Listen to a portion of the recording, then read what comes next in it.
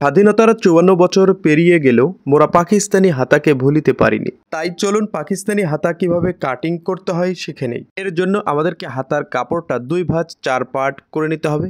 আটকানো সাইডটা নিজের দিকে রেখে মুহুরির পায়ের দিক থেকে মার্জিন শুরু করব। প্রথমে আঁকাবাঁকা সমান করে একটি মার্জিন দিয়ে নেওয়ার পর এই নিয়মে ইঞ্চিটেপটা বসিয়ে আমাদের হাতার লম্বার মাপ বের করে নিতে হবে। আজকে আমাদের হাতার লম্বা ১৮ ইঞ্চি। ১৮ ইঞ্চিতে একটি মার্জিন টেনে নেব। ৬ ইঞ্চি পরিমাণ সেলাইয়ের কাপড় রেখে একটা মার্জিন দিয়ে নিতে হবে। সেলাই মার্জিনে ইঞ্চিটেপটা এই নিয়মে বসিয়ে যদি বডির মাপ ৩২ থেকে ৩৬ হয় তাহলে ৩ ইঞ্চি, ৩৮ থেকে ৪২ ইঞ্চি পর্যন্ত ৩.৫ ইঞ্চি এবং ৪৪ থেকে ৪৮ ইঞ্চি পর্যন্ত ৪.৫ ইঞ্চি। তো আমাদের ৪.৫ ইঞ্চিতে একটি দাগ দিয়ে নেব।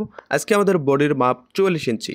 এবার আমাদের মার্জিন দিয়ে নিতে হবে হাতার আরমোল ঘেরের মাপ। আরমোল ঘেরের মাপ দিয়ে নিতে হবে বডিতে যত ইঞ্চি আরমোল ঘের কাটিং করেছি এর থেকে আধা ইঞ্চি থেকে ১ ইঞ্চি বেশি। আমরা আরমোল ঘেরের মার্জিন দেবো ৭.৫ ইঞ্চি। এরপর মুহুরির মার্জিন দিতে হবে মুহুরির ২ ভাগের ১ ভাগ।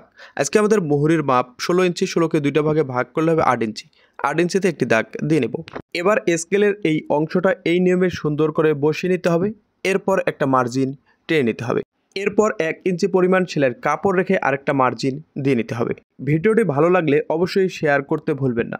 এবার আরমোলের শেপ দেওয়ার জন্য আটকানো সাইড থেকে ১.৫ ইঞ্চিতে একটি দাগ দিয়ে আরমোল ঘেরের মার্জিনে কোনাকুনিতে একটা মার্জিন টেনে নেব এবং এই মার্জিনকে লক্ষ্য করে আরমোলের শেপটা দিয়ে নেব।